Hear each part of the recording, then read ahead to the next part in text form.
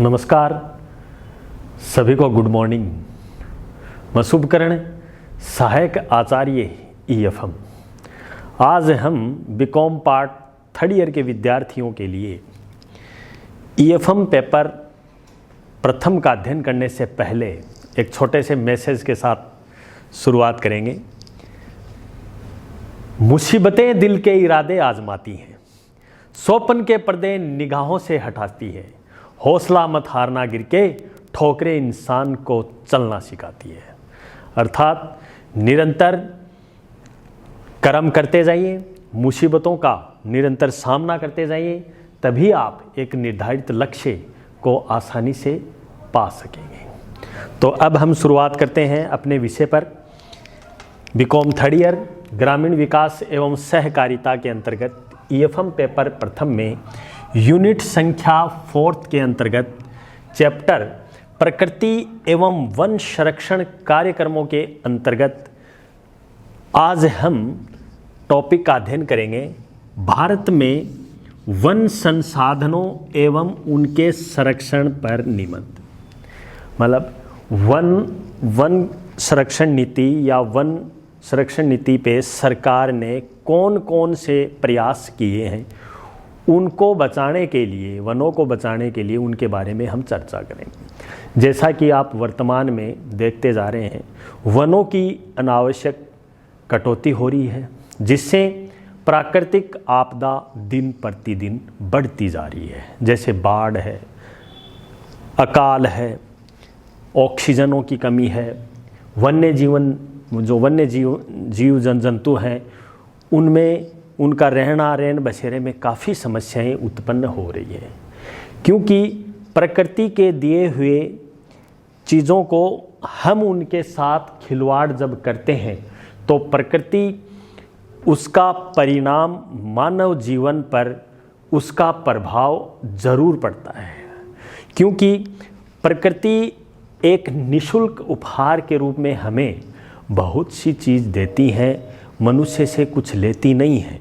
क्योंकि प्रकृति अपने संतुलन को बनाए रखने के लिए बिल्कुल ईश्वर देन चीज़ें हमें प्रदान करती हैं, जिसमें वन के माध्यम से हमें अनेक चीज़ें मिलती हैं, जैसे लकड़ियाँ, अनेक प्रकार की जड़ी बूटियाँ, दवाइयों के रूप में, जल संपदा, खनिज संपदा।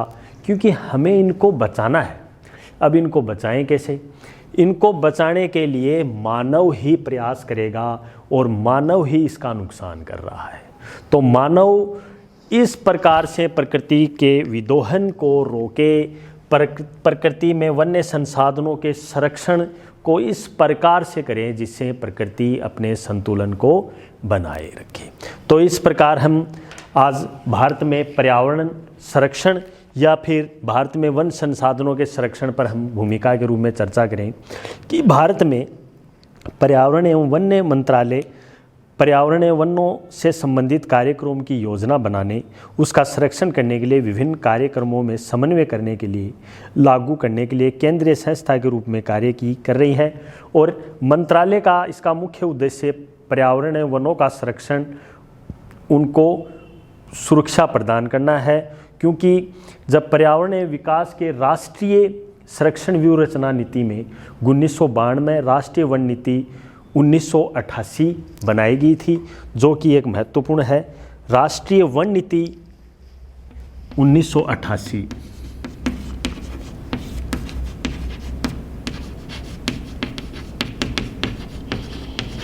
जो कि वनों के संरक्षण के लिए, उनको प्रोटेक्शन देने के लिए इस नीति का गठन किया गया, जो कि बहुत ही विश्वसनीय और सराहनीय रहा है।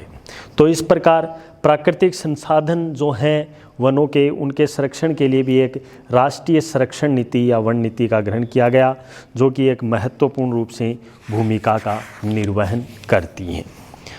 अब हम वन की बात करें कि वन नवीकरण के योग्य संसाधन है और ये विकास में एक महत्वपूर्ण योगदान देते हैं। पर्यावरण की गुणवत्ता में सुधारने के लिए वनों की महत्वपूर्ण भूमिका रहती है। क्योंकि वर्ष 2005 में देश भर में 677.1 लाख हेक्टेयर क्षेत्र में वन के रूप में अधिसूचित किया गया है, जो कि कुल भौगोलिक क्षेत्र का लगभग 20.60% वास्तविक वन क्षेत्र हैं, जिनमें से 333.2 लाख हेक्टेयर 11.78% सघन वन हैं और 289.87 लाख हेक्टेयर मतलब 8.82 खुले वन और 1.7 कच्छ वनस्पति के भी क्षेत्र पाए जाते हैं। तो इस प्रकार वन नीति व कानून की बात करें तो भारत के कुछ देशों में से लगभग 1894 से वन नीति लागू की गई, जिसमें 1952 और 1988 में संशोधन किया गया। संशोधित वन नीति 1988 की मुख्य आधार वनों की सुरक्षा व संरक्षण एवं विकास करना है, जिसका मुख्य उद्देश्य पारिस्थितिकीय संतुलन के संरक्षण, पुनर्स्थापन और पर्यावरण स्थायित्व बनाए रखना है, जिसमें प्राकृतिक संपदा का संरक्षण करना, नदियों, झीलों, जलधाराओं के कटाव को रोकना, राजस्थान में रेगिस्तानी इलाकों को तटवर्तीय रेतों का विस्तार करना, व्यापक मरुस्थल या फिर वृक्षारोपण के जरिए महत्वपूर्ण बढ़ोतरी जो कि वन और उनके लक्ष्यों में की गई, जो कि राष्ट्रीय वन नीति 1988 के परीक्षण में वन से जुड़ी हुई गतिविधियों का भी एक नया आयाम दिया गया, जो कि 1988 से निरंतर क्रियाशील है। तो इस प्रकार वनों को रोकने के लिए वन नीति महत्वपूर्ण रूप से सहायता कर रही है। तो हम ये चर्चा करेंगे, अगर वन रहेंगे तो वन्य जीवन, वन्य प्राणी या वन्य प्राणियों का भी एक महत्वपूर्ण सहायक भूमिका रही है, क्योंकि राष्ट्रीय वन नीति इसलिए बनाई गई जो कि वनों को या वनों की अनावश्यक कटौती या फिर वनों को जो काट रहे उनके खिलाफ अनुशासनात्मक कार्रवाई कर सके। तो इसलिए विद्यार्थी आप भी मतलब जैसे मैं आपको इस टॉपिक के बारे में बता रहा हूँ कि भारत में वन संसाधनों के संरक्षण में आप भी अपने घर आसपास में एक पेड़ ज़रूर लगाएं, जिससे वो आपको कुछ न कुछ प्रतिफल में ज़रूर प्रदान करेगा। हो सकता है वो ऑक्सीजन दे, फल दे। तो इसी प्रकार से वन संरक्षण नीति में भी अनेक प्रकार की नीतियों में उनको रूल्स रेगुलेशन के तहत बनाया गया है, जिससे मनुष्य को ऐसा डर रहे कि ऐसा कानून बनाया गया जिससे वनों को बचाया जा सके। तो इस प्रकार वन्य जीवन की बात करें, क्योंकि अगर वन रहेंगे तो वन्य जीवन भी संभव रहेगा। तो राष्ट्रीय वन्य जीवन कार्य योजना में वन्य जीवन के संरक्षण के लिए कार्यनीति, कार्यक्रम और परियोजनाओं की रूपरेखा भी प्रस्तुत करती है। भारतीय वन्य जीवन बोर्ड, जिसके अध्यक्ष प्रधानमंत्री हैं, वन्य जीवन संरक्षण की अनेक योजनाओं को अमलीकरण और निगरानी और निर्देशन करने वाला एक शीर्ष सलाहकार संघ भी है, क्योंकि इस समय में संरक्षित क्षेत्र के अंतर्गत 99 राष्ट्रीय उद्यान और 513 वन्य जीवन अभयारण्य आते हैं, जो देश के सकल भौगोलिक क्षेत्र का 4.5% है। तो इस प्रकार वन्य जीवन सुरक्षा अधिनियम 1972 जम्मू कश्मीर को छोड़कर शेष सभी राज्यों में स्वीकार कर चुके हैं, क्योंकि इसमें वन्य जीव संरक्षण की विलुप्ति होती जा रही है। प्रजातियों के संरक्षण के लिए दिशा निर्देश दिए गए हैं, दुर्लभ और ख़त्म होती जा रही है, जिसमें प्रजातियों के व्यापक इस अधिनियम पर रोक भी लगाएगी। तो इस प्रकार हम बात करें वन्य जीवन प्राणियों की, जो कि एक महत्वपूर्ण रूप से सहायक है, क्योंकि जंगल की लुप्तता समाप्त होती गई तो वन्य जीव, वनस्पतियों, प्रजातियों और अंतर्राष्ट्रीय व्यापार आयोजित सम्मेलन हुए समझौते पर हस्ताक्षर करने वाले देशों में भारत भी एक आता है, क्योंकि इस समझौते के अंतर्गत लुप्त हो रही जीव प्रजातियां और उसके उत्पादों के आयात निर्यात पर कठोर नियंत्रण के आदेश भी दिए गए हैं। वन्य जीवन संरक्षण अधिनियम 1972 और अन्य कानून की समीक्षा के लिए भी एक अंतर्राष्ट्रीय समिति की गठित की गई, जिसमें केंद्र व राज्य को वित्तीय सहायता दी जाती है, जिसमें राष्ट्रीय उद्यानों के विकास और उनके उन्नत प्रबंध एवं वन्य जीवों के संरक्षण के लिए गैर कानूनी तरीकों से जीवों के शिकार व अन्य जीव उत्पादों पे अवैध व्यापार पर प्रतिबंध है, जो राष्ट्रीय उद्यानों और अभयारण्यों के आसपास के क्षेत्रों में पारिस्थितिकी विकास, हाथी और उसके निवास स्थान के संरक्षण, असम में गेंडा के संरक्षण, लुप्त प्राय प्रजातियों में देश में प्राणी उद्योगों के प्रबंध की देखभाल के लिए केंद्रीय चिड़ियाघर प्राधिकरण भी स्थापित किया गया। तो इस प्रकार इस संस्था में मौजूदा 200 से ज़्यादा चिड़ियाघरों के कार्यों में तालमेल रखती है और जानवरों के आदान प्रदान की वैज्ञानिक ढंग से देख रेख करती है। बाघ परियोजना 1973 में शुरू की गई। इस योजना के अंतर्गत देश भर में लगभग 23 बाघ अभयारण्य बनाए गए हैं जो संरक्षित क्षेत्रों में आदिवासी परिवारों को शैक्षिक पुनर्स्थापना के लिए वित्तीय सहायता मिलती है।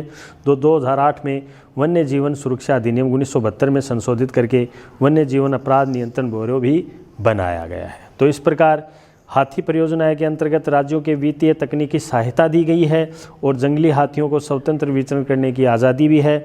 इसका उद्देश्य पहचाने गए हाथियों को वंश चलाने में सक्षम आबादी के लिए प्राकृतिक निवास, दीर्घकालीन जीवन सुनिश्चित करना है और प्राधिकरण द्वारा तैयार चिड़ियाघरों राष्ट्रीय नीति सरकार वन्य चिड़िया संचालकों को मार्गदर्शन भी प्रदान किया गया।